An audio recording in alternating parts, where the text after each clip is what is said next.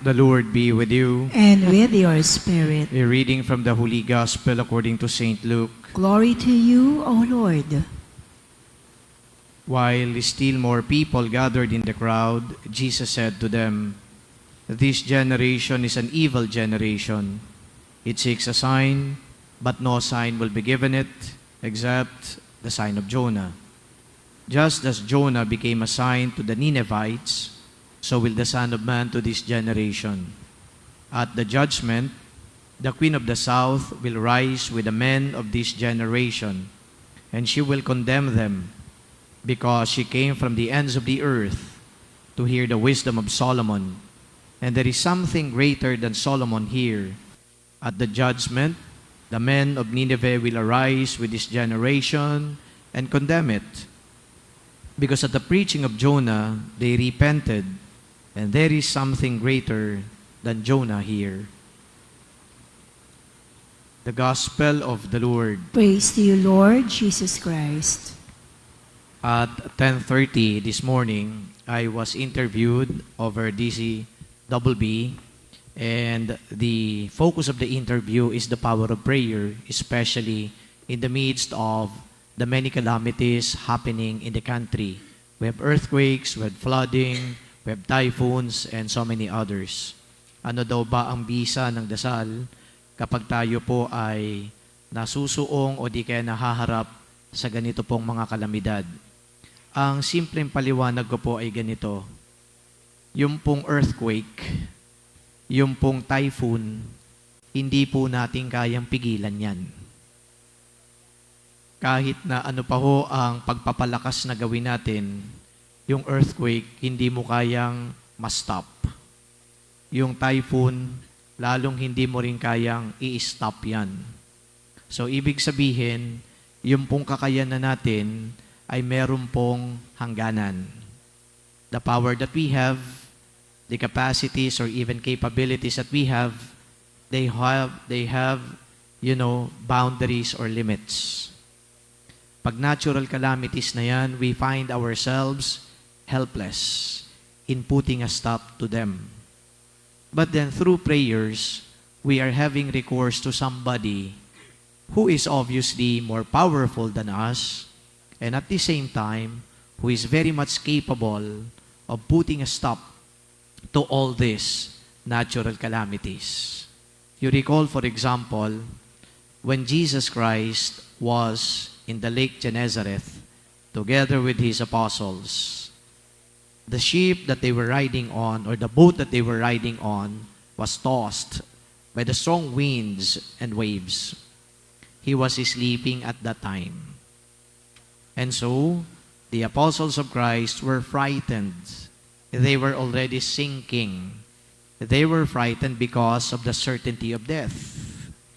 But then again, when Christ woke up, he just simply said, "Why are you afraid?" And then he commanded the waves and the winds to stop. And so they were spared from an impending disaster. It is the Lord who put a stop and an end to the winds and the waves tossing them. Malinaw na walang magawa yung mga mortal at ordinaryong tao na katulad po ng mga apostol, pero ang Diyos, meron po siyang nagawa. Now through prayers, we are invoking the power of God that number one, hindi na mangyari ulit ito pong ganitong mga calamity. At kung sakali man na mangyayari po yan, na maprotektahan po tayo at hindi naman tayo mapinsala o di kaya mamatay. And you know, a lot of people, brothers and sisters, would always have recourse to God in these moments or in these circumstances. Kasi nga alam nila, wala silang magagawa. Kasi nga alam nila na ang Diyos may magagawa. So this is actually a very practical reason or a lesson rather kung papaano natin ikakandak yung buhay natin sa mundong ito. Number one, we realize our limits. But number two, we also realize that there is somebody who doesn't have any limits. Number three, we realize that we don't always have the power, to do everything or even to put a stop everything. But the number 4, we have a very powerful God who can do even the impossible things. And number 5, ang binibigay niyan sa atin is hope. Kaya po, yung susunod na tanong sa akin, ano po ba ang pwede hong mangyari sa isang tao na talagang takot na takot at talagang nakikita niya na helpless siya? Sabi ko, if you have recourse to the one who is more powerful and who can do everything, even the impossible, magkakaroon ka ng consolation. Magkakaroon ka ng assurance na hindi mo man kaya, pero merong sasalba sa'yo o tutulong sa'yo para malagpasan mo yan. Now, I'm trying to emphasize here the power of God. I am emphasizing to you right now that God can indeed do everything. And when I speak of God doing everything, even the impossible things, I am specifically talking about miracles. Ang milagro ginagawa ng Diyos. Ang milagro hindi po ginagawa ng tao. Ang milagro galing sa Diyos. Kapag ang Diyos na ang gumawa, kapag ang Diyos na ang umaksyon, merong mangyayaring maganda dahil may milagro. Now, in the gospel, we are talking about signs. The Israelites were looking for signs. Bigyan mo kami ng palatandaan na yun ngang si Kristo o si Jesus, siya nga talaga tagapagligtas. And then Jesus responded to them, I'm not anymore going to give you a sign because you saw them already. Ano yung nakita ng mga Israelites? Ang nakita nila, yung miraculous healing, yung preaching, yung pagtulong sa mga taong nangangailangan ng tulong, at yung hindi kumbaga ay makagalaw, gumagalaw na, yung mga paralyzed, napagaling, yung mga lepers, napagaling, they were all restored to health. These are all miracles pointing to the divine, pointing to Jesus.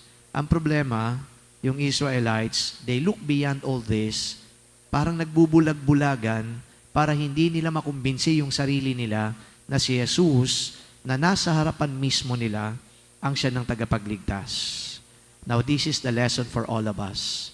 We don't like to be the Israelites who turn blind when in fact, in our own eyes, miracles are happening. Miracles pointing to Jesus as our God are happening. It's just a matter of recognizing them so that we ourselves can be consoled. We ourselves can be assured that no harm can actually put us down. Kaya po ngayon, ang hamon po sa ating lahat ay napakasimple lang. Tayo ay patuloy na manalig sa Diyos. Tayo ay patuloy na kumapit sa Diyos. Tayo ay patuloy na magdasal sa Diyos. Instead of actually being fearful, feeling hopeless, feeling discouraged, because we can't do any more about all these things happening around us, we turn to the Lord in faith. I will repeat that. We turn to the Lord in faith. And because of this faith, brothers and sisters, God surely will protect us. God surely will save us. Kaya balikan po natin ulit yung gospel. Ano pa bang sign ang kailangan mo? Marami na hong nangyayari sa buhay mo na ginawa ng Diyos para sa iyo. Huwag ka nang maghanap kasi mismong ikaw ay paaaring maging palatandaan ng Diyos. Alam niyo kung bakit? Because perhaps miracles already happened to you. You have your life. Thanks be to God. It is a blessing. Maaaring ikaw ay nagkasakit, pero gumaling ka, it is a blessing, it is a miracle. Hindi mo yan kagagawan. Hindi lang yan kagagawan ng doktor o di kaya ng medisina at siyensya. Kagagawan yan ng Diyos. There is a God who protects. There is a God who saves. And now, we embrace that God. Amen.